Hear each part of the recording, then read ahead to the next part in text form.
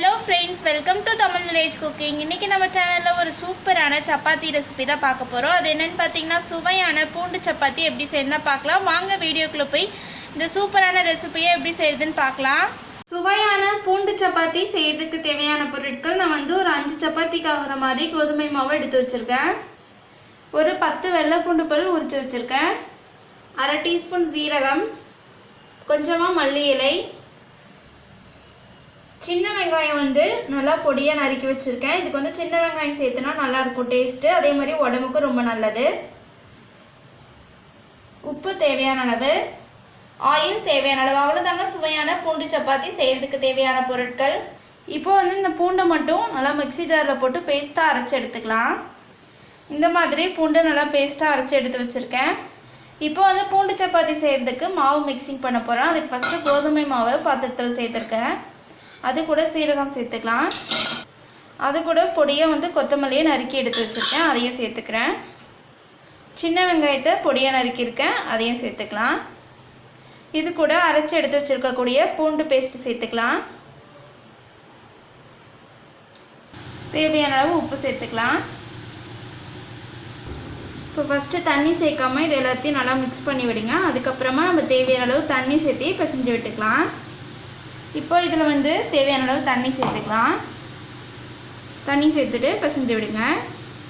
இப்போ கொஞ்சமாக இது கூட ஆயில் சேர்த்துக்கலாம். நல்லா சப்பாத்தி நல்லா சாஃப்டாக இருக்கும், அதனால தான் ஆயில் சேர்த்துட்டு நல்லா பிசைஞ்சு விடுங்க. இப்போ பூண்டு சப்பாத்தி செய்கிறதுக்கு மாவு ரெடி பண்ணியாச்சு.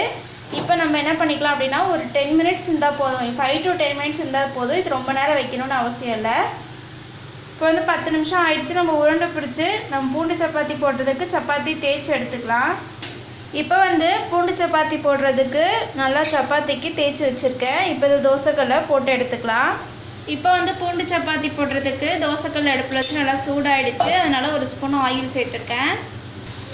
இப்போ சப்பாத்தி போட்டிருக்கேன். இது நல்லா 2 சைடும் வெந்ததுக்கப்புறமா பிளேட்டில் மாற்றிக்கலாம். இது ஒரு ஹெல்த்தியான ரெசிபி. இதில் பார்த்திங்கன்னா பூண்டு, வெங்காயம், மல்லித்தலை, இது எல்லாமே சீரகம், இது எல்லாமே ஒவ்வொன்றுமே ஒவ்வொரு மருத்துவ பயன்கள் கொண்ட பொருள் தான். அதனால் ஹெல்த்துக்கு பார்த்திங்கன்னா ரொம்ப நல்லது. நம்ம குழந்தைங்கள்லேருந்து பெரியவங்க வரைக்கும் எல்லாருக்குமே நம்ம சப்பாத்தி இந்த மாதிரி செஞ்சு கொடுக்கலாம். நம்ம நார்மலாக சும்மா சப்பாத்தியே போடுறது டைமில் இந்த மாதிரி கொஞ்சம் டேஸ்ட் டிஃப்ரெண்ட்டாக நம்ம செஞ்சு கொடுத்தோன்னா எல்லோரும் நல்லா சாப்பிடுவாங்க. இப்போ இது ஒரு சைடு நல்லா வேகட்டும். அதுக்கப்புறமா இன்னொரு சைடு திருப்பி போட்டுக்கலாம்.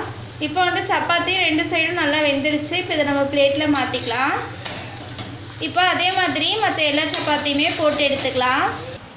அவ்வளோதாங்க, சுவையான பூண்டு சப்பாத்தி ரெடி ஆகிடுச்சு. இந்த ரெசிபி உங்களுக்கு பிடிச்சிருந்தா உங்கள் வீட்டு கிச்சனையும் ட்ரை பண்ணி பாருங்கள். ட்ரை பண்ணி பார்த்துட்டு எங்கள் தமிழ் வில்லேஜ் குக்கிங் சேனலை லைக் பண்ணுங்கள், கமெண்ட் பண்ணுங்கள், சப்ஸ்கிரைப் பண்ணுங்கள். அப்படியே கூட இருக்கக்கூடிய பெல் ஐக்கானையும் ப்ரெஸ் பண்ணிடுங்க. அது மட்டும் இல்லாமல் இதே மாதிரி உங்களுக்கு பிடிச்ச ரெசிபிஸோட குக்கிங் வீடியோஸும் பார்க்கணுன்னு ஆசைப்பட்டிங்கன்னா அந்த நேமை மட்டும் எங்கள் சேனலோட கமெண்ட் பாக்ஸில் மறக்காமல் கமெண்ட் பண்ணுங்கள். அதுக்கான குக்கிங் வீடியோவை நாங்கள் கண்டிப்பாக அப்லோட் பண்ணுவோம். தேங்க்யூ.